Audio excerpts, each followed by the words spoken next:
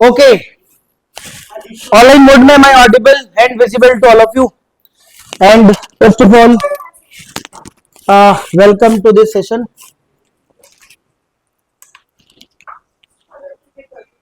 Everyone, are we live now? Am I audible online mode में? All right. अच्छा, काफी बच्चे अभी भी मतलब नहीं है क्लास में बिकॉज इकोनॉमिक्स का एग्जाम है, तो बहुत बच्चे अभी मतलब लगे हुए हैं मतलब अलग अलग जगह पे. खैर,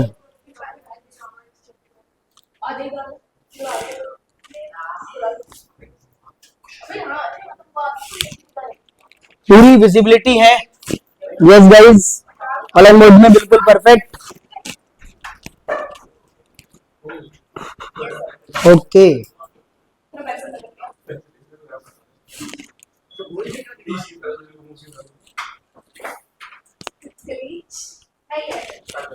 politics in India since independence.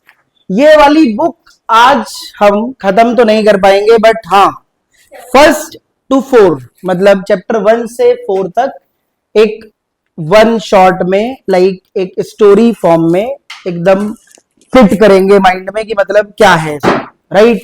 एकदम बेसिक लेवल से. तो एवरीवन, ये लास्ट के दिनों में मतलब बहुत मजा आता है और सबसे बड़ी बात ये है कि बहुत टाइम के बाद हम अपने लाइव सेशन में मिले हैं.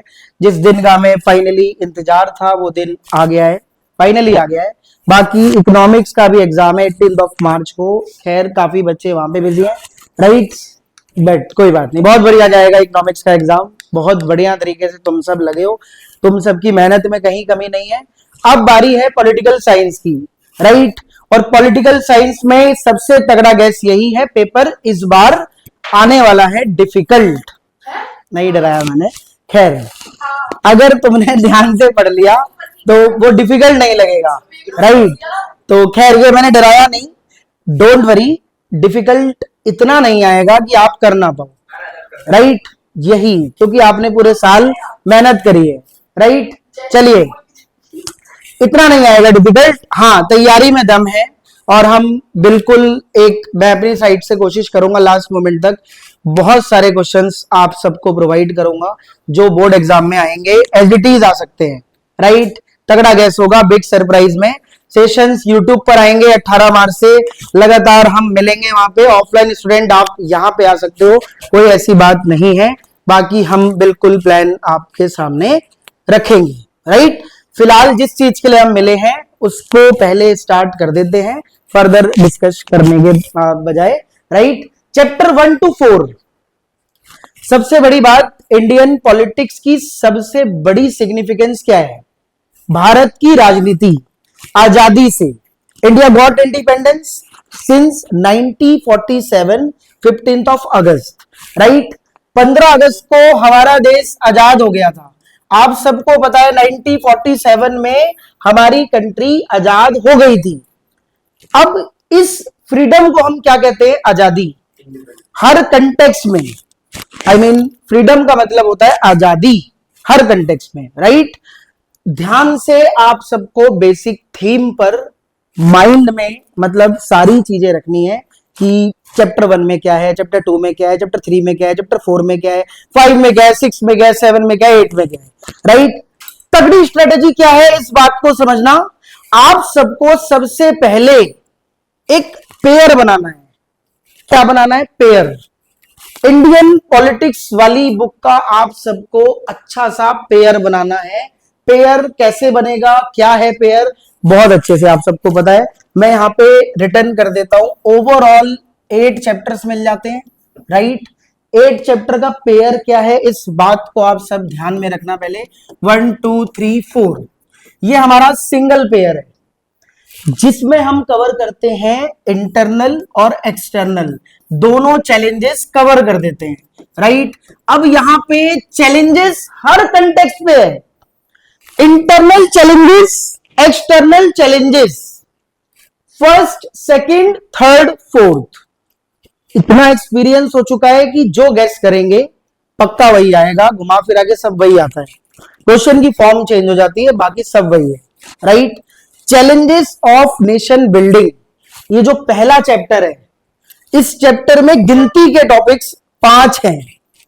3 ही टॉपिक्स को ध्यान से करना, मैं लीक नहीं कर रहा, बट बहुत एक्सपर्ट से मैंने चर्चा करी बीते दिनों में, काफी कुछ हुआ, राइट। बात बस इतनी है कि चैप्टर 1 से गिनती के 3 टॉपिक्स को हम फोकस करेंगे। वो टॉपिक्स आज मैं आपको बताऊंगा, लगे रहना बस, डोंट वरी, कुछ नहीं आएगा उसके बाद, पक्की गारंटी है, राइट। फिर chapter 2 era of one party dominance, same यहां पे जितने भी टॉपिक्स हैं मोस्ट इंपॉर्टेंट आपको बताए जाएंगे, भाई इनको अच्छे से पढ़ लो। पढ़ेंगे वैसे हम सब, रिवाइज सब करेंगे, हाँ उतने टॉपिक्स आपने अच्छे से कर लेना, राइट। सब कुछ बताया जाएगा, पेशेंस, आराम आराम से चलेंगे। गूगल मीट पर इसीलिए हम मिले हैं बिकॉज एक एक बात मतलब बच्चों की सुनी जाएगी, आपकी सुनी जाएगी, सबकी, राइट। फिर इसके बाद चैप्टर 3 2 नंबर का है, एक ही टॉपिक करके जाना, एक ही टॉपिक, इतनी टेंशन मत लेना कि सर यहां पे क्या आएगा, पहले बता रहा हूं, राइट। तीसरे चैप्टर में, बाकी ये जो 4th चैप्टर है ना, one of the most important chapter इस पेयर में, पक्का, ठीक है। तो चैप्टर 1 2 3 4 को आज खत्म करते हैं एक स्टोरी से, और बहुत आराम से करेंगे, बहुत मजे से करेंगे ऑनलाइन मोड में। Chapter 1 challenges of nation building, chapter 2 era of one party dominance, chapter 3 politics of plan development, chapter 4 India's external relations, right. Notebook ले लेना, मोस्ट इंपोर्टेंट गेस्ट टॉपिक्स आज मैं आपको नोट करा रहा हूं, और हर दिन टारगेट बना लो, मैक्सिमम 30 क्वेश्चन प्रैक्टिस करने हैं, बिल्कुल 30 क्वेश्चन प्रैक्टिस करने हैं, 30 क्वेश्चन प्रैक्टिस करने हैं हर दिन, बस बिल्कुल काम हो जाएगा, इतनी टेंशन मत लेना। बाकी बिलीव मी बहुत कुछ हो जाएगा इस बार पॉलिटिकल साइंस में, ऐसा कुछ नहीं है, राइट। बहुत इजी पेपर आएगा, डोंट वरी। चैप्टर 1 को स्टार्ट करते हैं, चैप्टर 1 को स्टार्ट करते हैं। चैप्टर 1 का नाम है चैलेंजेस ऑफ नेशन बिल्डिंग, ये मैंने शॉर्ट में लिखा है, यहां पे हम सब लाइव सेशन में जो भी बच्चा मुझे सुन पा रहा है, राइट, सब ध्यान से समझो, हेडिंग डालो चैलेंजेस ऑफ नेशन बिल्डिंग, ये chapter 1 challenges of nation building. ये जो चैप्टर है इसमें क्या है इतनी बात क्लियर है? पहले ये बताओ ऑनलाइन मोड में, अभी जो भी मैंने बात बताई क्लियर है? पहले ये बताओ, ऐसे कर दो मुझे समझ आ जाएगा, यस, राइट, ठीक है। बेसिक बात थी जो मैंने आपको बताई, बहुत तगड़ी तैयारी चल रही है आप सबकी, राइट। चलो, चैलेंजेस ऑफ नेशन बिल्डिंग क्या है इस चैप्टर का नाम? नेशन बिल्डिंग के प्रोसेस में चैलेंज। अच्छा, इंडियन पॉलिटिक्स से एक चीज आप सबने सीखी है, पूरी इंडियन पॉलिटिक्स से चैप्टर 1 से 8 तक, पूरी इंडियन पॉलिटिक्स से सिर्फ एक चीज ध्यान रखनी है बस, एक तरफ आपको चैलेंजेस कवर करने हैं और दूसरी तरफ आपको डेवलपमेंट कवर करना है। हर चैप्टर में चैलेंज है बट लास्ट में कंक्लूजन हर चैप्टर का डेवलपमेंट है। Basic theme, this is a basic theme of Indian politics since independence, right. तो हर चैप्टर में चैलेंज है, कंक्लूजन डेवलपमेंट है। कॉम्पिटेंसी बेस्ड क्वेश्चन आएंगे, आने दो, तुम लोग ज्यादा डिफिकल्ट पेपर डिजर्व करते होगे, आएगा उतना नहीं, इस बात की गारंटी है। क्यों? जो बच्चा आगे बीए पॉल साइंस ऑनर्स करना चाहता है, सीयूटी में डोमेन लिया है, वहां पे 250 में से 250 पक्का आ जाएंगे। इसलिए मैं कह रहा हूं बहुत ध्यान से सेशन को लेते रहो, एक एक चीज समझते चलो। अब बारी है उसी चीज को दोबारा से समझने की, राइट। टिक जाना एक जगह पे, टिक जाना एक जगह पे, राइट। अब देखो, चैलेंजेस और डेवलपमेंट दो बातें हैं हर चैप्टर में। चैप्टर 1 का नाम क्या है? चैलेंजेस ऑफ नेशन बिल्डिंग, गिनती के टॉपिक से। पहला टॉपिक क्या है? पार्टीशन। पार्टीशन सबसे बड़ा चैलेंज था, because freedom came with the partition. हमें आजादी मिली है बट पार्टीशन के साथ मिली है, मतलब जैसे ही हमें आजादी मिली हमारे देश का बंटवारा हो गया, पार्टीशन हो गया, टू नेशन थ्योरी। क्या कहते हैं जी? क्या चैलेंज है? अथर्व, अक्षत, क्या चैलेंज? पार्टीशन। पहला चैलेंज पार्टीशन, पहला चैलेंज पार्टीशन, पहला चैलेंज पार्टीशन। यस, सीबीएसई ने अगर क्वेश्चन पूछ लिया ना कि पार्टीशन का प्रोसेस बताओ, तो क्या लिखोगे? पार्टीशन का प्रोसेस क्या लिखोगे? सुनना ध्यान से, रीड नहीं करना कुछ भी, सिर्फ माइंड में कॉन्सेप्ट बिठाना है कि अगर सीबीएसई ने पूछ लिया कि पार्टीशन का प्रोसेस बताओ, तो पार्टीशन में आपने लिखना है टू नेशन थ्योरी, इंडिया और पाकिस्तान का पार्टीशन हो गया था। और सबसे बड़ी डिफिकल्टी क्या थी? पाकिस्तान कंट्री किसको बनाए, टेरिटरी कौन सी बनेगी, दिस इज अ प्रोसेस। घुमा के क्वेश्चन पूछा जाएगा, पाकिस्तान कैसे बना, नॉट डिसाइडेड। ये तो नहीं था ना कि भाई इसको बना दो उसको बना दो। फाइनली प्रोसेस का जो कंक्लूजन है वो क्या है कि जो रीजन मुस्लिम मेजॉरिटी से भरा हुआ होगा उस रीजन को हम क्या बना देंगे, पाकिस्तान। तो जब सर्वेयर ने सर्वे किया, मतलब अलग अलग जगह पे, तो लाइक दो रीजन ऐसे देखे गए, दो एरिया ऐसे देखे गए, ईस्ट और वेस्ट। ईस्ट मतलब बंगाल से और वेस्ट मतलब हाफ पंजाब, राइट। तो मतलब इस तरीके से पाकिस्तान कंट्री बनी, इसे कहते हैं प्रोसेस ऑफ पार्टीशन। एमसीक्यू में अगर क्वेश्चन आ जाए स्टार्टिंग में पाकिस्तान कैसे बना था जी, भाई आप सबको पता होना चाहिए कि east Pakistan, west Pakistan, right. अब बाइफरकेट बंगाल ईस्ट, राइट, और पंजाब, ये कई बार ऐसे एमसीक्यू में क्वेश्चन आ जाते हैं। खत्म, ज्यादा टेंशन मत लेना, प्रोसेस आपको समझ आ गया। अब क्वेश्चन अगर ऐसे आ जाए कि during the partition a lot of difficulties, बहुत सी प्रॉब्लम्स आई थी पार्टीशन के चलते, तो टोटल आपने 4 प्रॉब्लम तो याद रखनी है, 4 प्रॉब्लम तो आपने याद रखनी है इन शॉर्ट, राइट। 4 तरीके की प्रॉब्लम आपने अच्छे से याद रखनी है। पहली प्रॉब्लम क्या थी कि there was no single belt of Muslim majority in British India. British India के टाइम पे कोई सिंगल बेल्ट नहीं थी मुस्लिम मेजॉरिटी की, जिसको हम क्या बना दे, पाकिस्तान बना दे।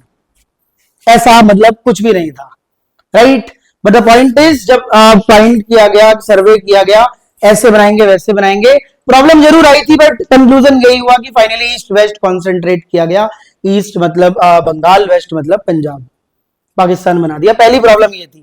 दूसरी प्रॉब्लम क्या थी कि अब्दुल खान जी ने बिल्कुल अपोज किया टू नेशन थ्योरी का, राइट। हर मुस्लिम मेजोरिटी एरिया चाहते भी नहीं थे कि पाकिस्तान उन एरिया को बना दो, राइट। वैसे तो मुस्लिम बहुत जगह हैं, क्या हर किसी को पाकिस्तान बना देंगे? अल्फाबेटिकली पाकिस्तान कंट्री बनेगी क्या, Pakistan A B C D? ऐसा पॉसिबल नहीं है, राइट। ये सारी दिक्कतें आई। तीसरी प्रॉब्लम माइनॉरिटी प्रॉब्लम। देखो भाई फ्लो नहीं टूटना चाहिए, listen to me everyone. Process of partition difficulties समझ आ गया, 4 तरीके की difficulties, minority problem, third problem. Problem ऊपर नीचे भी कर दोगे चलेगा, लेकिन आपको ओवरऑल प्रॉब्लम पता होनी चाहिए during the partition, right. Abdul Gruffudd Khan frontier Gandhi के लीडरशिप, मतलब ये पूरे वेस्ट फ्रंटियर गांधी, राइट, ये आपने याद रखना है, जिन्होंने बिल्कुल अपोज किया था कि टू नेशन थ्योरी हो क्यों रहा है, पार्टीशन हो क्यों रहा है, इस चीज का। लिख दो पूरा नाम, अब्दुल गफर खान, बहुत खान अब्दुल गफर खान, ये पूरा नाम है, राइट। चौथी और आखिरी प्रॉब्लम ध्यान रखना कि भाई ईस्ट और वेस्ट दो रीजन्स में, मतलब पूरा बंगाल भी पाकिस्तान नहीं बना, पूरा पंजाब भी, मतलब पॉसिबल कहां है कि भाई फुल कंट्री बना देंगे हम, राइट। तो डिस्ट्रिक्ट लेवल से, लोअर लेवल से डिस्ट्रिक्ट लेवल तक ये फाइंड किया गया कि यहाँ पे मुस्लिम ज्यादा है, यहाँ पे मुस्लिम ज्यादा है, तो वो रीजन पाकिस्तान बन गया, राइट। खैर बस इतना याद रखना, 4 तरीके की प्रॉब्लम लिख के आनी है।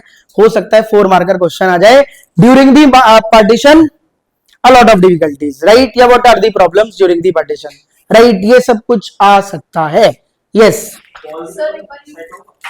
हाँ बिल्कुल होगा, ऑब्वियसली होगा, वो सब डिस्कस आगे करेंगे यार। अभी फिलहाल जिस चीज के लिए मिले हैं ना उसको पहले क्लियर करते हैं। अभी मैंने लास्ट अभी आपको बता दिया, अगर प्रॉब्लम पर क्वेश्चन आए ड्यूरिंग दी पार्टीशन तो 4 प्रॉब्लम्स आपने लिखनी है, राइट।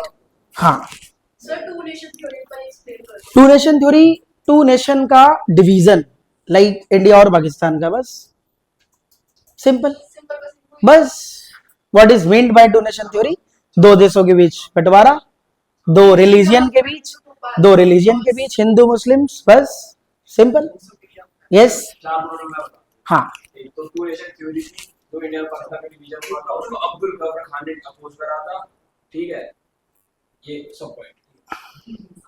और उसके बाद था पंजाब और बंगाल रीजन के कुछ सब region of Punjab and Bengal were declared Pakistan is west and east, और सेकंड पॉइंट हो गया सोशल हार्मनी डिस्टर्ब हो गई थी वहां पे, दो साइड लिख सकते हो, लिख सकते हो। Minority problem on both side of border. बस 4 प्रॉब्लम याद रखो, बहुत है, राइट। हाँ बस बस। अब देखो, अब यहां पे मेरी बात सुनना ध्यान से।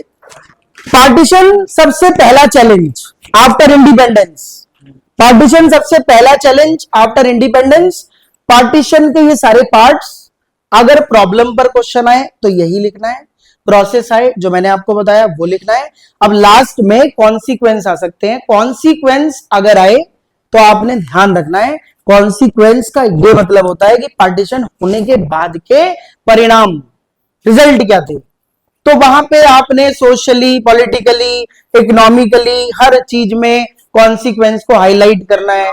और माइग्रेशन, 80 लाख रिफ्यूजी वर माइग्रेट, राइट, इस कंट्री से उस कंट्री में, और बहुत सी वुमेन्स को टारगेट किया गया, ठीक है, बहुत से लोगों को मारा गया in the name of religion, in the name of religion, धर्म के नाम पे बहुत ज्यादा मतलब रियॉट्स, क्लैशेस देखे गए। बस कॉन्सिक्वेंस अच्छे से पढ़ लेना, पूरा डेटा याद रखना, पूरा डेटा याद रखना।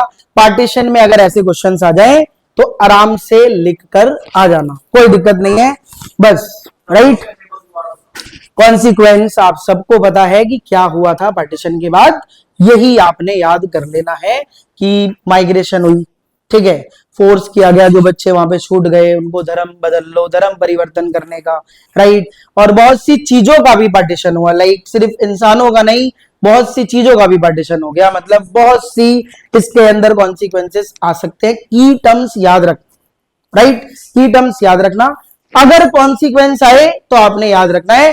तो फर्स्ट चैलेंज क्या था after independence? Partition. Again again online mode में अगर क्वेश्चन आए प्रॉब्लम पर ड्यूरिंग दी पार्टीशन, प्रॉब्लम आपने याद रखनी है 4, कॉन्सिक्वेंस पर आए की टर्म्स याद रखनी है कि भाई आफ्टर पार्टीशन क्या क्या परिणाम रहे थे। कंपटीशन 2 में ही है, या तो प्रॉब्लम आएगा या कॉन्सिक्वेंस आएगी, बस ये गारंटी है, राइट। कंपटीशन 2 में ही है, हैशटैग कर लेना बार बार, ये हैशटैग वाला जो पॉइंट होता है ना, राइट, ये बिल्कुल मैच हो जाता है बोर्ड एग्जाम में, क्या करें। बट हाँ, पार्टीशन को अच्छे से पढ़ लेना, आई होप समझ आ गया हो। अब दूसरा पार्ट, दूसरा चैलेंज इसी चैप्टर का, integration of princely state. Integration of princely state से भी एक क्वेश्चन आ सकता है, राइट। पूरे टॉपिक में क्या था जी? इंटीग्रेशन ऑफ प्रिंसली स्टेट्स में प्रिंसली स्टेट का इंटीग्रेशन अपने आप में बिगेस्ट चैलेंज था, बहुत बड़ा, राइट। इसको भी हम कहते हैं कि बहुत बड़ा चैलेंज था integration of princely state, right. Total कितने प्रिंसली स्टेट थे जी? 565। 565 कैसे इंटीग्रेट हुए? पहले आपने नंबर 1 से स्टार्ट करना है कि प्रिंसली स्टेट का मतलब क्या था। तो ब्रिटिश इंडिया 2 प्रोविंस में डिवाइडेड था, एक ब्रिटिश इंडियन प्रोविंस, दूसरा princely state. British Indian province directly Britishers के अंडर में चला करता था, प्रिंसली स्टेट प्रिंसेस के अंडर में, लाइक रूलर कौन था वहां का? राजा, राइट। 565 princely state.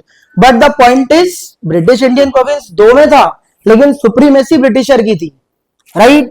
मतलब दोनों पर एक कहते हैं ना कि दबदबा, डोमिनेंस ब्रिटिशर की ही थी। तो आपने ऐसे याद रखना है, सबसे पहले ये मीनिंग याद करना कि ब्रिटिश इंडियन प्रोविंस 2 प्रोविंसेस में डिवाइडेड था, और ब्रिटिश इंडियन प्रोविंस ब्रिटिशर के अंडर में, रूल्ड बाय ब्रिटिशर्स, और princely state ruled by princess. बस खत्म कर देना। After that at the time of independence भाई एक चॉइस दी गई, मतलब एक ऑप्शन दिया गया हर प्रिंसली स्टेट को कि या तो आप इंडिया में आ जाओ या पाकिस्तान में चले जाओ आफ्टर पार्टीशन, राइट, या आप अपने आप में इंडिपेंडेंट हो जाओ। 3 ऑप्शन दिए गए, 3 ऑप्शन दिए गए हर किसी प्रिंसली स्टेट को। इसे ही कहते हैं सबसे बड़ा चैलेंज, राइट। अब ये बहुत बड़ा चैलेंज था, प्रिंसली स्टेट को इंटीग्रेट कैसे करें। अब अगर हम इंटीग्रेट नहीं करेंगे तो इंडिया नेशन कैसे बनेगा? जो नेशन बिल्डिंग का प्रोसेस है वो कैसे कंप्लीट होगा? Yes, challenges of nation building. समझ आ रही है थीम? समझ आ रही है theme? Integration of princely state का मतलब यही है। ऑप्शन दिया गया, अगर ऑप्शन दिया गया तो सबसे पहले ट्रावनकोर जो आज के टाइम पे केरला है, राइट, ट्रावनकोर जो आज के टाइम पे केरला है, उसने डिसीजन लिया भाई हम आजाद होंगे, हम अपनी कंट्री बनाएंगे हैदराबाद। हैदराबाद ने पहले मतलब बहुत से ऐसे स्टेट थे प्रिंसली स्टेट्स लाइक कि जिन्होंने बोला हम आजादी चाहते हैं, हम आजाद होंगे, हम इंडिया से इंटीग्रेट नहीं होंगे। इसलिए बहुत बड़ा चैलेंज था। सेम अनाउंसमेंट बहुत से प्रिंसली स्टेट ने, एक दो प्रिंसली स्टेट ने दी, राइट। ये चैलेंज बढ़ता चला गया, इंटीग्रेशन का चैलेंज बढ़ता चला गया of princely state. I hope समझ आ रहा हो आपको कि इंटीग्रेशन ऑफ प्रिंसली स्टेट अपने आप में क्यों सबसे बड़ा चैलेंज था, इसीलिए था। फाइनली इंडियन अप्रोच क्या है? Democratic approach. किस चीज को एड्रेस किया जाता है?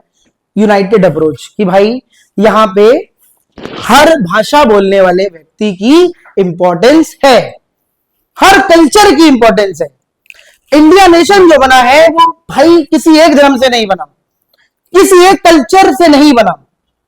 यहां पे हम अपनी हिंदी भाषा को नेशनल नहीं कर सकते, बिकॉज कल्चरल प्लूरलिटी को ध्यान में रखना पड़ता है। पड़ता क्या है भाई? बहुत लोगों ने कुर्बानियां दी भारत के पीछे, भारत की राजनीति इसी चीज पर बेस्ड है। कितनी चुनौतियां आई, कितने चैलेंजेस आए।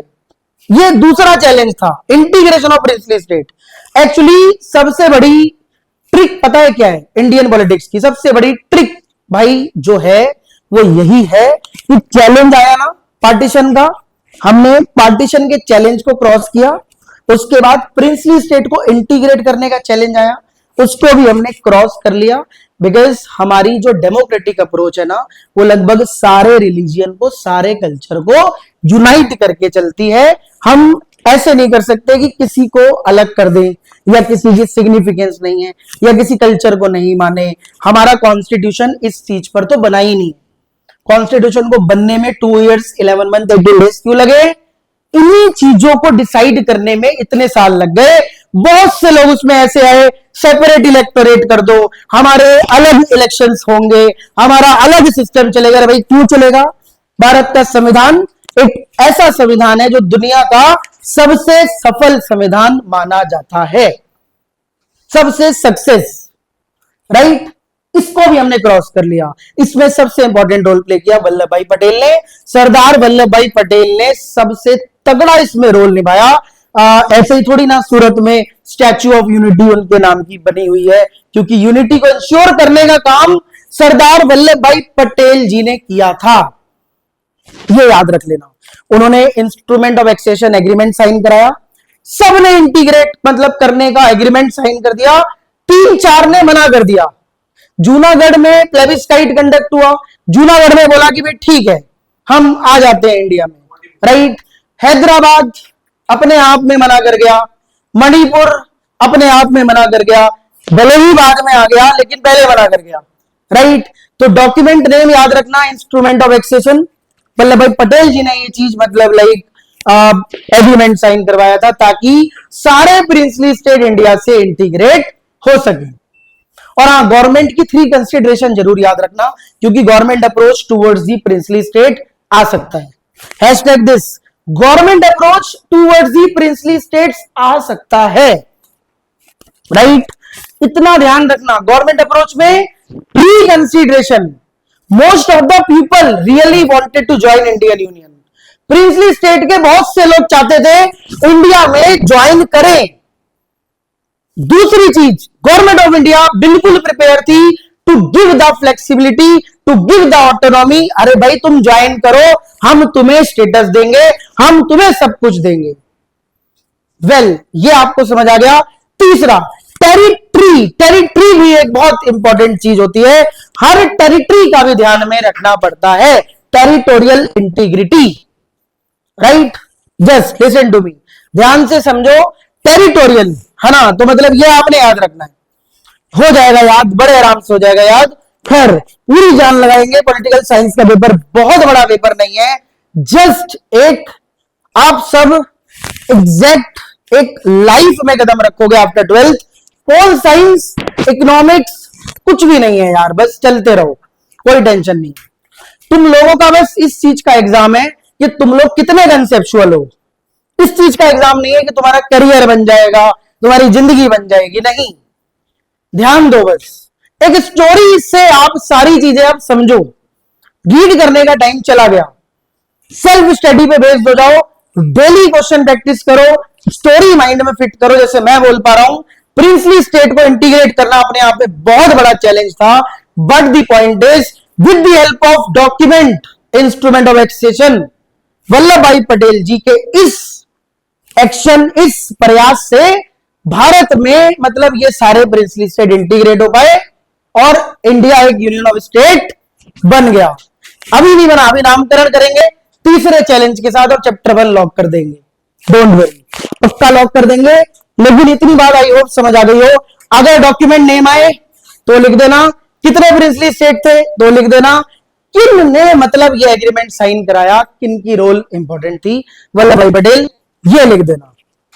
हैदराबाद की स्टोरी कर लोगे, निजाम टाइटल कैसे क्या था, हैदराबाद की फोर्सेस, निजाम की फोर्सेस का नाम राजाकार्स, राजाकार्स ने कैसे रिस्पॉन्ड किया, गवर्नमेंट ऑफ इंडिया ने मिलिट्री फोर्स उतार दी, फिर सरेंडर कर दिया उन्होंने, मतलब मोस्ट ऑफ दी वुमेन ने भी ये वाला मूवमेंट ज्वाइन किया अगेंस्ट निजाम रूल। रीड कर लेना, अच्छे से रीड कर लेना, आ जाएगा समझ में। हैदराबाद की स्टोरी स्पेसिफिक आ सकती है, क्या पता आ जाए, हैशटैग दिस सेशन याद आएगा। हैदराबाद की स्टोरी आए, स्टार्टिंग करना, Hyderabad was the largest princely state and Hyderabad के रूलर ओस्मान अली खान, टाइटल निजाम, जिन्होंने स्टैंडस्टिल एग्रीमेंट साइन किया विद गवर्नमेंट ऑफ इंडिया और बोल दिया कि हम अपने हिसाब से चलाएंगे। आफ्टर दैट तेलंगाना रीजन से मोस्ट ऑफ द पीजेंट ने including women they join movement against Nizam rule. उसके बाद निजाम ने एक्शन दिया, रिस्पॉन्स किया, अपनी रजाकार फोर्स उतार दी, कंट्रोल करो, हम तो हैदराबाद को देश बनाएंगे। But the point is finally जब मिलिट्री उतरती है ना, भारत की सेना उतरती है, भारत की सेना में बड़ा दम है, दुनिया की कोई सेना हमारी सेना के आगे ये नहीं कह सकते, बट हाँ डिफेंड करने का हिम्मत ताकत रखती है। अपने आप सरेंडर कर दिया उन्होंने और Hyderabad was become the part of Indian union. Now the present time में अब वो स्टेट है, ऑब्वियसली स्टेट है, राइट। सिमिलरली बोध चंद्र सिंह मणिपुर के, बोध चंद्र सिंह मणिपुर के उन्होंने क्या बोला, इंटरनली वो ऑटोनॉमी खुद मेंटेन करेंगे, कॉन्स्टिट्यूशन मोनार्की बनाया। फर्स्ट स्टेट मणिपुर था जहां पे universally adult franchise based on पहला इलेक्शन कंडक्ट हुआ था मणिपुर। मणिपुर मर्जर एग्रीमेंट उन्होंने भी साइन कर लिया, फाइनली मणिपुर भी हमारे पास आ गया। यस, ऑपरेशन का नाम क्या था? कौन से ऑपरेशन का? ऑपरेशन नहीं, मूवमेंट, नॉर्मल मूवमेंट, कोई ऑपरेशन नहीं। ऑपरेशन का मतलब होता है एक एक्शन, तो कह सकते हो military action, don't worry, right. I hope समझ आ गया हो। ऑनलाइन मोड में एक बार बता दो यार, है ना। फिर तीसरा चैलेंज, चैप्टर लॉक करेंगे, रीऑर्गेनाइजेशन ऑफ स्टेट्स। अब एक ट्रिक मैं बता रहा था, मैंने अभी ट्रिक बोली थी। देखो ऐसा होता है जब किसी बच्चे का जन्म होता है तो वो लाइक बोलना नहीं जानता, कुछ टाइम के बाद लाइक खाना खाता है, अन्न प्रशासन लाइक मतलब ग्रहण करता है भोजन, उसके बाद साल 2 साल के बाद बोलने लगता है, फिर सब कुछ राइटिंग लिसनिंग जो भी चीजें होती है स्पीकिंग अच्छे से आ जाती है। तो पॉइंट पता है क्या है, पॉइंट ये है कि आफ्टर इंडिपेंडेंस पहला चैलेंज था इंडिया को एक शेप देना। अब किसी भी कंट्री को जब हम शेप देने की बात करते हैं, किसी भी लाइक नेशन को जब हम एक शेप देने की बात करते हैं, तो शेप देते टाइम पहला चैलेंज क्या होता है, टेरिटरी कौन सी होगी, टेरिटरी कौन सी होगी जी, शेप देने की जब हम बात करते हैं टेरिटरी, ठीक है जी, ये है टेरिटरी, इंडियन टेरिटरी, दे दिया टेरिटरी, जीत गए हम, पार्टीशन हो गया। उसके बाद कितनी होंगी टेरिटरी, कितने स्टेट बनेंगे जी, प्रिंसली स्टेट इंटीग्रेट हो गया। अब भाई देखो शेप देने की बात थी, बहुत बड़ा चैलेंज था, first challenge, it was the first challenge to make India nation as a nation, right, ठीक है। आखिरी चैलेंज नामकरण, नामकरण, जो बच्चा जब पैदा होता है तो कुछ दिन के बाद नामकरण होता है, क्या नाम है, चिंटू, राम, श्याम, ठीक है जी, ये नाम है, उसकी पहचान हो जाती है, हाँ भाई ये नाम है, हाँ जी। सार्थक का जन्म हुआ होगा आज से 16-17 साल पहले, और ठीक 15 दिन के बाद, 12 दिन के बाद सार्थक का नाम रख दिया सार्थक राणा, राइट? चीकू नाम है। अच्छा एक second, listen to me everyone, एक मिनट, सच बताओ चीकू नाम है निकनेम? झूठ मत बोलना, चलो ठीक है, पक्का नाम है? मेरा भी निकनेम चीकू है, मेरा भी निकनेम चीकू है। यस, मेरे को घर पे चीकू बोला जाता है आज से नहीं 27 सालों से। ठीक है, मेरा निकनेम भी चीकू है, डोंट वरी, मुझे उमंग नहीं, चीकू कहते हैं सारे अपने, ठीक है, प्यार से, तो घबराओ मत, बिल्कुल बोला करो यार जो नाम है, क्या शर्माना, मेरा भी नेम लो यार, मैंने रिवील कर दिया। खैर खैर, अब देखो बात यह है नामकरण की। Yes, reorganisation of states, reorganisation of states, this was the biggest challenge. Yes, boundaries को रीड्रॉ करके एक स्टेट स्टेटस देना, एक स्टेट का नाम देना, बहुत बड़ा चैलेंज था, राइट? तो ऐसा हुआ कि भाई रीऑर्गेनाइजेशन करना भी बहुत बड़ा चैलेंज था, एक स्टेट का रीऑर्गेनाइजेशन करना बहुत बड़ा चैलेंज था। रीड्रॉइंग ऑफ बाउंड्रीज कैसे किया? एक तो सबसे बड़ी बात यह है इंडिया की democratic approach, most United approach. Yes, cultural plurality का ध्यान रखा गया, हर कल्चर की सिग्निफिकेंस है। नागपुर सेशन में एक बात उठी थी कि अगर इंडिया में लिंग्विस्टिक बेसिस पे, कल्चरल बेसिस पे स्टेट को रिऑर्गेनाइज कर दिया तो डिसइंटीग्रेशन के चांसेस बढ़ जाएंगे, बढ़ जाएंगे। उससे डिसीजन चेंज कर दिया। अब डिसीजन चेंज किया तो कई जगह पर रीजनली लाइक मूवमेंट्स देखे गए, like Vishal Andhra movement, Telangana regions, old Madras province, south में बहुत सारे आंदोलन देखे गए। अरे भाई क्यों नहीं होगा रीऑर्गेनाइजेशन, क्यों नहीं होगा? हम कब तक चलेंगे इनके अंडर में, कब तक चलेंगे? हमें एक स्टेट का स्टेटस चाहिए on the basis of language, on the basis of culture, भाषा के आधार पर, संस्कृति के आधार पर हमारे लाइक एक रीजन को स्टेट का दर्जा दिया जाए। श्री मुरली जी ने 56 डेज का फास्ट भी रखा। आफ्टर 56 डेज डिसीजन गवर्नमेंट ने चेंज किया और बोल दिया ठीक है जी, आंध्र प्रदेश एक स्टेट बनेगा। 1953 में आंध्र प्रदेश स्टेट बन गया, पहला स्टेट आंध्र प्रदेश। इसके बाद 53 में स्टेट रीऑर्गेनाइजेशन कमीशन अपॉइंट होता है। एमसीक्यू में क्वेश्चन आ सकता है, स्टेट रीऑर्गेनाइजेशन कमीशन, एसआरसी। देखो जी, कोड वर्ड याद रखना, 1953 में कमीशन अपॉइंट होता है, 1956 में एक्ट आ जाता है, मतलब एक लॉ आ जाता है 56 में। यस, 1953 में एक कमीशन अपॉइंट होता है, स्टेट रीऑर्गेनाइजेशन। पूरे 3 साल लगते हैं। कौन कौन से स्टेट को स्टेट बनाया जाए, ऐसे तो हर किसी को नहीं बना सकते। कितने सारे एथनिक ग्रुप्स हैं, कितने एथनिक ग्रुप्स हैं, सबको तो नहीं बना सकते, बट हाँ इसका लॉ पास हो गया 56 में। आफ्टर लॉ पास, सुनो पहले, आफ्टर लॉ पास 53, कमीशन आने के बाद 56 में 14 स्टेट, 6 यूनियन टेरिटरी ये बनाई गई, राइट? ठीक है, 53 के बाद 56 में जब ये एक्ट आया तो 14 स्टेट्स और 6 यूनियन टेरिटरी बनी। प्रेजेंट टाइम में 29 है, 8 union territory, 21 states. Yes, Andhra Pradesh government of India ने अनाउंसमेंट दे दी थी, नेहरू जी ने, आंध्र प्रदेश। खैर खैर खैर, 53 में कमीशन अपॉइंट हुआ, अगेन 56 में एक्ट पास हो गया और आफ्टर एक्ट पास 14 स्टेट्स, 6 यूनियन टेरिटरीज बना दी गई। यस, अब बताओ ऑनलाइन बोर्ड में बात समझ में आई? इतनी बात क्लियर है एवरीवन? सब कुछ क्लियर है? बताओ पहले, ऑनलाइन बोर्ड में पूछ लेते हैं एक बार। खैर, ये बात समझ में आ गई, first challenges of nation building. अगर यस, खत्म। अब सुनो मेरी बात, जब बात किसी भी नेशन को शेप देने की जाती है तो शेप देते time territory with population and also उसका नाम क्या होगा, स्टेट, स्टेटस, सारी चीजें आ जाती है, राइट? तो चैप्टर 1 इज कंप्लीट, भाई कंप्लीट है। 1 मिनट देते हैं, 1 मिनट लेते हैं बस।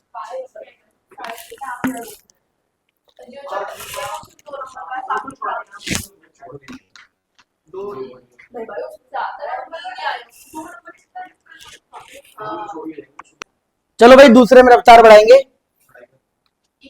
अब चैप्टर 2 की बात करेंगे, राइट। चैप्टर 2 बहुत इंपॉर्टेंट चैप्टर है, era of one party dominance.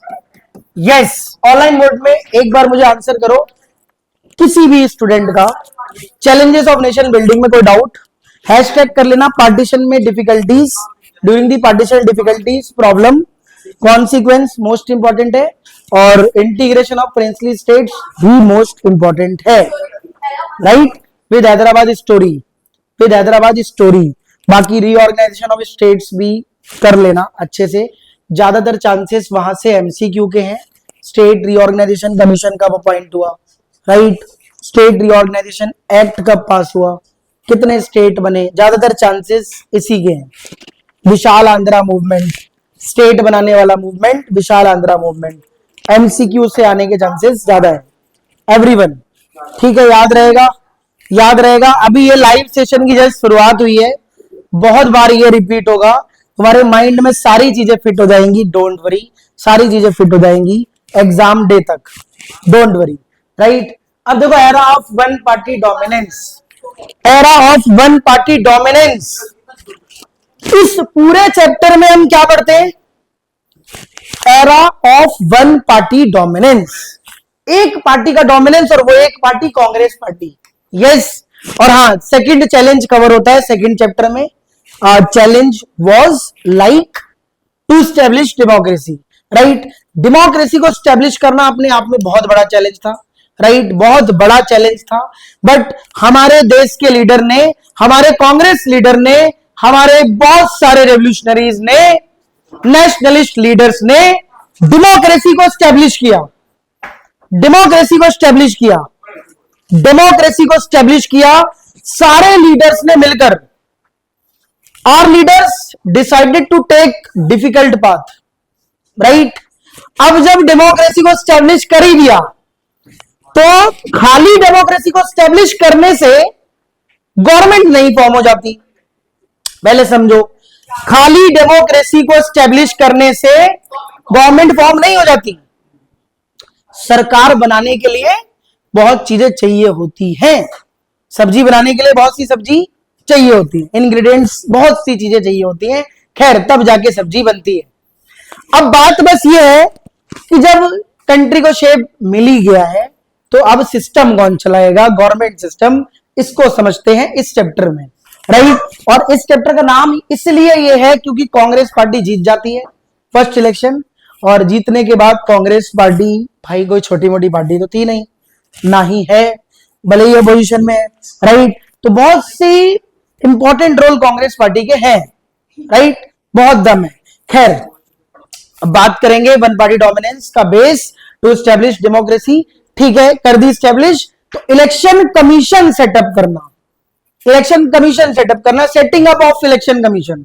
अगर क्वेश्चन आए setting up of election commission, election commission कब सेटअप हुआ था, 1950 में। कब सेटअप हुआ था जी, 1950 में। इलेक्शन कमीशन 1950 में सेटअप हुआ। सिर्फ इलेक्शन कमीशन सेटअप करने से इलेक्शन होल्ड नहीं हो जाते, राइट। अब इलेक्शंस कैसे होल्ड होंगे भाई, इलेक्शन कमीशन के फ्रंट पर भी काफी इश्यूज आए। इलेक्शन कमीशन ने भी बहुत सी चीजें बोली कि भाई देखो, इलेक्शन होल्ड करने के लिए हमें क्या करना पड़ेगा, इलेक्टोरल कॉन्स्टिट्यूएंसी, इलेक्टोरल कॉन्स्टिट्यूएंसी और वोटर्स, दो चीजें चाहिए होंगी।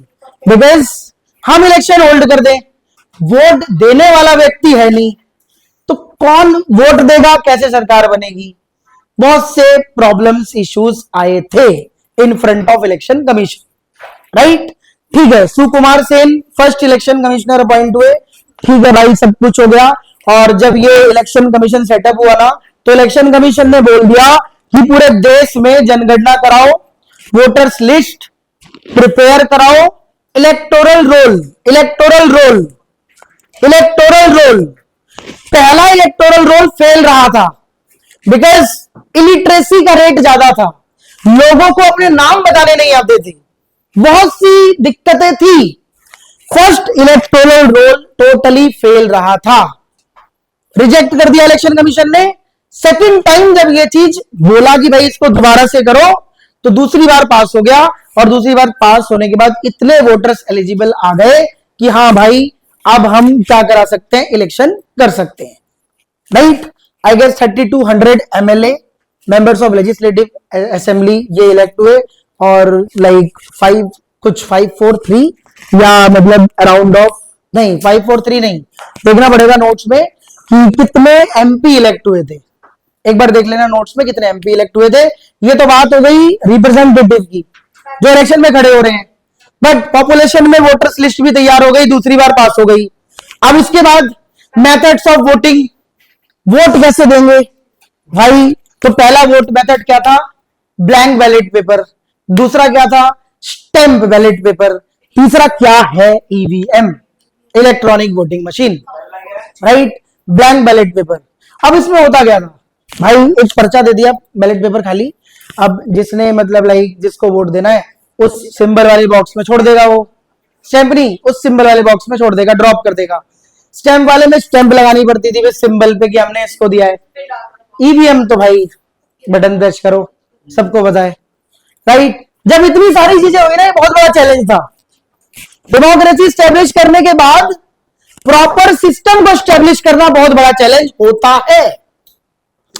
लेट से आपने मतलब कोई भी डिपार्टमेंट ओपन किया, अब आप उसे चला नहीं पा रहे तो कहां सक्सेस हो पाओगे भाई। इंफ्रास्ट्रक्चर, सारी तैयारी, सब कुछ करना आसान होता है शायद एक पैसे लेके सेटअप करने में, बट उसे चलाना बहुत बड़ा चैलेंज होता है, राइट। तो ये चीज एक अलग हो गई, बट ये पॉइंट है कि भाई गवर्नमेंट फॉर्म करना एग्जैक्ट बहुत बड़ा चैलेंज था। Era of one party dominance में ये चीजें हुई। और फर्स्ट इलेक्शन कब होल्ड हुआ जी, 1952 में। 1952 में पहला इलेक्शन हुआ। अब जब पहला इलेक्शन हुआ तो कांग्रेस पार्टी जीत गई, मतलब मैसिव विक्ट्री हुई कांग्रेस पार्टी की, बहुत बड़ी जीत, बहुत बड़ी जीत हुई कांग्रेस पार्टी की, इतनी बड़ी जीत हुई कि भाई पूछो मत, बिकॉज कांग्रेस पार्टी ऑलरेडी बहुत एक्सपीरियंस्ड पार्टी थी, लोगों के नजरों में ऐसी पार्टी थी कि जिस पार्टी ने हमें आजादी दिलवा दी वो सरकार क्यों नहीं चला पाएगी, वो देश की तरक्की क्यों नहीं कर पाएगी। थॉट आता है ना माइंड में। नेचर ऑफ कांग्रेस पार्टी आप लिखो ना कि जिस पार्टी ने हमारे देश को आजादी दिलवा दी, और वही लीडर जो ड्यूरिंग दी फ्रीडम स्ट्रगल एक नेशनलिस्ट लीडर थे, वही लीडर आके यहां पे खड़े हो गए, इलेक्शन में पार्टिसिपेट कर रहे हैं एज एन इलेक्टेड मेंबर। क्यों नहीं चला पाएंगे देश को, क्यों नहीं चला पाएंगे देश को, सीधा क्वेश्चन था ये। पब्लिक का भरोसा ऐसे हुआ, पब्लिक का भरोसा ऐसे जीता कांग्रेस ने, राइट। तो बहुत अच्छे लेवल पे, अच्छे मार्जिन से कांग्रेस जीत गई। कांग्रेस जब जीती, अब देखो मेरी बात सुनो पहले, कांग्रेस जीतने के बाद भाई ठीक है, बढ़िया, मजा आ गया। अब नेचर आपको समझ आ गया कि nature of Congress, one party dominance, one party system, one party dominance, one party system. अगर ये डिफरेंस आए तो ध्यान रखना, one party dominance, one party system. पता है क्या वन पार्टी सिस्टम का मतलब होता है, एक पार्टी का सिस्टम। वन पार्टी डोमिनेंस का मतलब होता है कि हाँ, तो मतलब इंडिया को अगर हम देखें तो इंडिया को जब हम देखते हैं at the time of independence, one party dominance, multi party system है वन पार्टी डोमिनेंस, राइट। अच्छा, इस लाइन को पहले मेरी बात सुनो, सभी सुनो ध्यान से। देखो ये क्वेश्चन आ सकता है, हैशटैग कर लेना, पक्का आ सकता है। अब इसको करना कैसे है सुनो। इंडिया ये one party dominance, one party system में, सुन तो लो कैसे करना है। 4 नंबर का 4 मार्कर आ सकता है।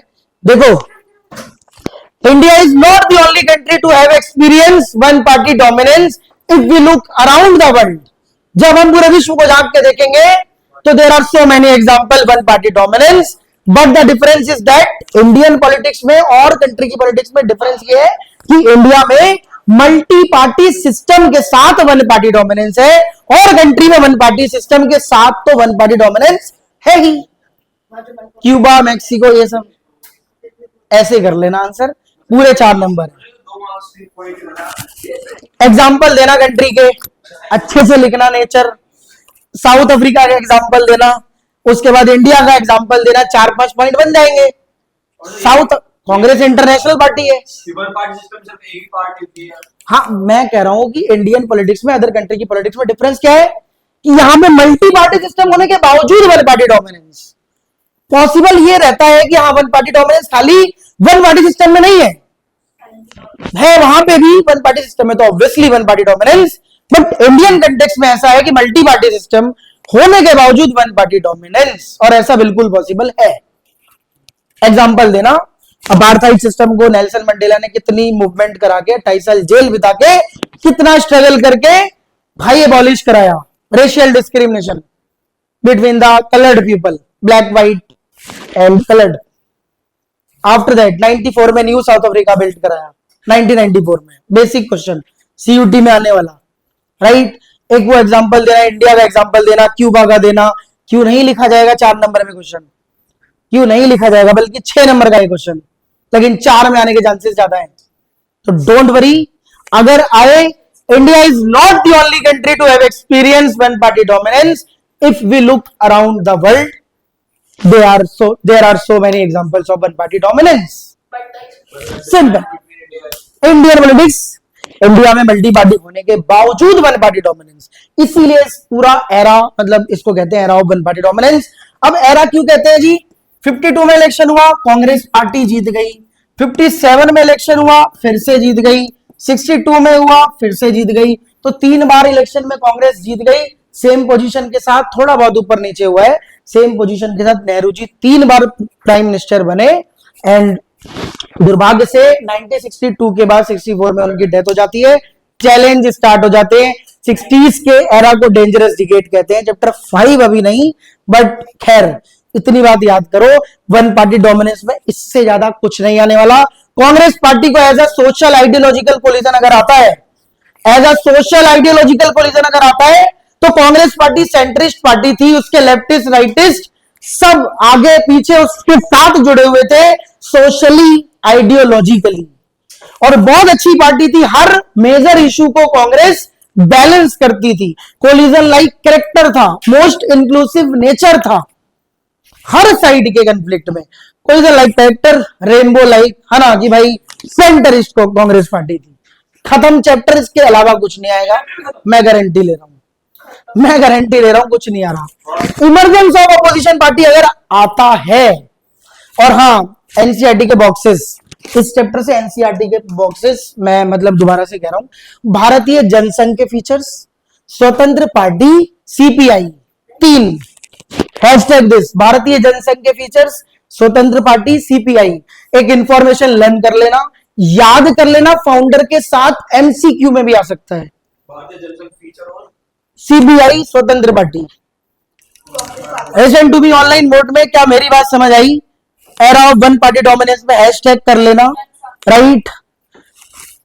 Is it clear everyone? एक बार आंसर कर दो यार, बस अच्छे से, डोंट वरी रहो और पूरा हैशटैग कर लो। इस चैप्टर से one party dominance, one party system में डिफरेंस, और इलेक्शन कमीशन की सेटअप या इश्यूज, कांग्रेस का nature, Congress as a social ideological coalition, और जो मैंने आपको एनसीईआरटी के बॉक्सेस बताए विद फाउंडर नेम।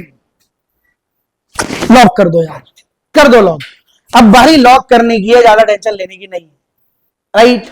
लॉक कर दिया जी, चैप्टर 2 भी खत्म है। अच्छा, सिर्फ 5 मिनट लूंगा चैप्टर 3 में, फिर चैप्टर 4 पे चलते हैं। पहले 5 मिनट चैप्टर 3, बस 5। Yes Manbahul, yes.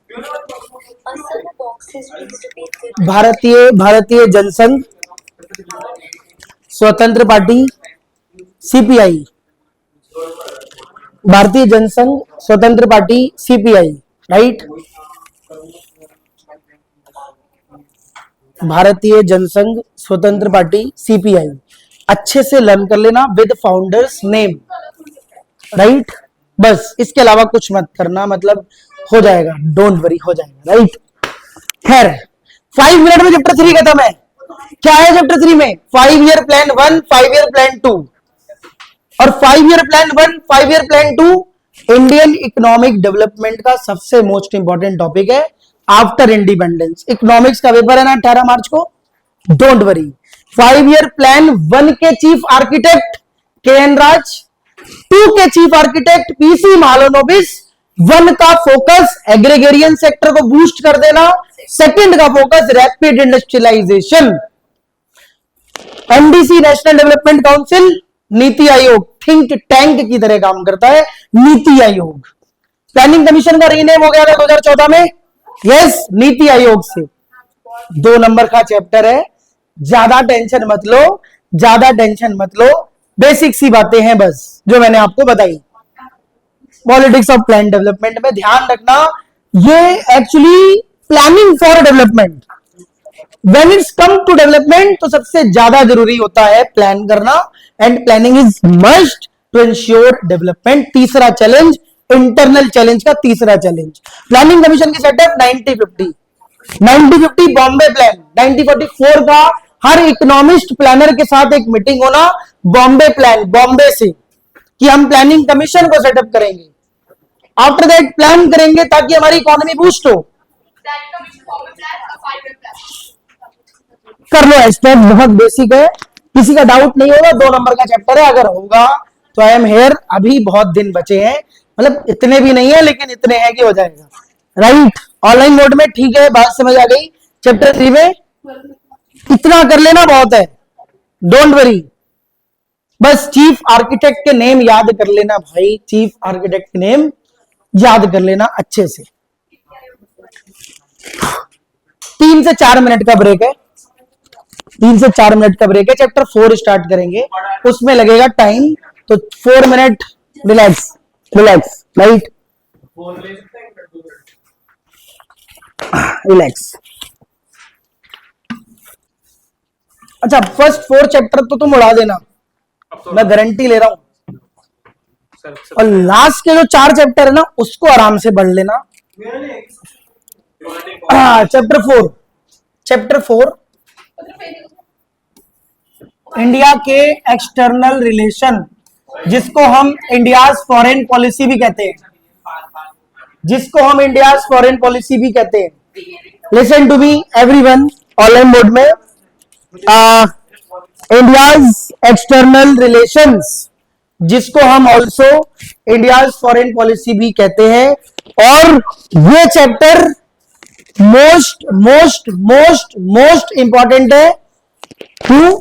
अगर हम एक वेटेज की बात करें तो 8 नंबर का चैप्टर है, इसलिए भी। यस यस, 8 मार्क्स चैप्टर है, एक्सटर्नल चैलेंज वाला, India's external relation. 8 marks chapter है, तो 8 नंबर का चैप्टर है। हाँ, अब बता रहा हूं, सुन लो ध्यान से। देखिए,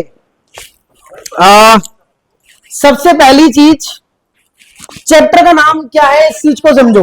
देखो भाई, सुन लो पहले, इंडिया के एक्सटर्नल रिलेशंस। एक्सटर्नल रिलेशंस मतलब एक चैलेंज थे इंटरनल चैलेंज, एक चैलेंज था एक्सटर्नल चैलेंज। अगर हम चैप्टर थीम की बात करें तो हम इस चैप्टर में पढ़ते हैं फॉरेन पॉलिसी, क्या बनाई थी उस टाइम पे इंडिया ने, विदेश की नीति, बहुत बड़ा चैलेंज था। साथ में रिलेशंस, रिलेशंस भी मैटर करेगा इस चैप्टर के अंदर। यस, अब हमने इंटरनल चैलेंज कवर कर लिए, अब एक्सटर्नल चैलेंज की बारी है। तो बात इतनी है कि at the time of independence, India faced multiple challenges. बहुत से चैलेंज इंडिया ने फेस किए at the time of independence, yes, but सबसे बड़ा चैलेंज ये भी था कि मतलब जो रिलेशंस बनेंगे बाहर के देशों से, फॉरेन पॉलिसी रहेंगी, इसको कैसे बनाएंगे हम। बिकॉज अगर एक टाइम की बात करें तो 45 से लेके 91 तक हम अपने वर्ल्ड को किस नाम से जानते थे, बाइपोलर वर्ल्ड। पहले इस चीज को समझो कि बिटवीन दिस ईयर हम अपने वर्ल्ड को बाइपोलर वर्ल्ड के नाम से जानते थे, इसलिए भी ये बहुत बड़ा चैलेंज था इंडिया के लिए। इंडिया के साथ न्यूली जितनी इंडिपेंडेंट कंट्री थी, अफ्रीका की, एशिया की, हर देश के सामने it was the biggest challenge, कि भाई इस वाले एरा में कि इंडिया की फॉरेन पॉलिसी क्या रहेगी, फॉरेन पॉलिसी, राइट। खैर समझो पहले बात बस फॉरेन पॉलिसी की है, तो बस इसलिए ये समझना कि फॉरेन पॉलिसी इंडिया की ये रही थी, और at the time of independence ये चैलेंजेस थे, राइट। अब स्टार्ट करें, सुनो ध्यान से। 45 से 91 वर्ल्ड को हम किस नाम से जानते थे? Bipolar world. इस बाइपोलर वर्ल्ड में दो अलायंस थे, एक अलायंस ईस्टर्न अलायंस, एक alliance western alliance. Western alliance first world, जिसको हम नेटो के नाम से जानते हैं, और ईस्टर्न अलायंस वॉर्सो, जिसको हम ईस्टर्न अलायंस वॉर्सो यूएसएसआर का जानते थे, अब नहीं है, जानते थे, जिनको हम मिलिट्री अलायंस भी ऑल्सो कहते थे। बस ये तुम ध्यान रखना कि बाइपोलर वर्ल्ड की हिस्ट्री में दो मिलिट्री अलायंस थे, ईस्टर्न और वेस्टर्न। दोनों अलायंस को इतना एटीट्यूड था अपने आप में कि इस पूरे वर्ल्ड को अपने अंडर में रखें, और हमारे साथ सारा देश आ जाए, एशिया पूरा आ जाए, अफ्रीका पूरा आ जाए, सब आ जाए। उस चैलेंज में इंडिया इज लाइक, कह सकते हैं, India was going to NAM. India ने क्या प्लान किया था भाई? नॉन अलाइन मूवमेंट, कि हम किसी अलायंस का पार्ट नहीं बनेंगे, नॉन अलाइनमेंट मूवमेंट। ऑल्सो 5 इसके फाउंडर थे, 5 अलग अलग कंट्री से 5 इसके फाउंडर थे, एशिया अफ्रीका, अगर तुम मिला दो तो Indonesia, Yugoslavia, Egypt, Ghana, India. 5 founder of NAM, 5 founders of NAM. भाई यहां पे मैं लिख देता हूं, इंडोनेशिया, इंडिया, घाना,